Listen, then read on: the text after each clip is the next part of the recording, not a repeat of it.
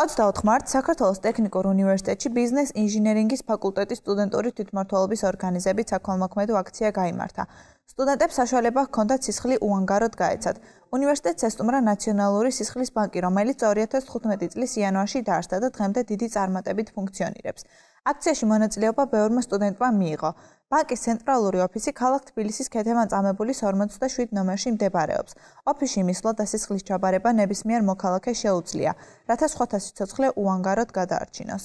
საქართველოს ტექნიკურ უნივერსიტეტში ბიზნეს ინჟინერინგის ფაკულტეტზე დღეს მოუწვიეს სისხლის ბანკი, რომელიც იბარებენ სისხლს და ქველმოქმედების მიზნით შემდეგ გასცემენ მოსულს, ვისაც ესაჭიროება ეს სისხლი თავიანთ ჯგუფში. ძალიან დიდი აქტიურობა შეინიშნება სტუდენტების, ყველას აღსული გაიგოს სისხლი, გააკეთოს ეს ქველმოქმედება და ერთი კარგი ნაბიჯი გამგონ თავიანთ ცხოვრებაში კიდე.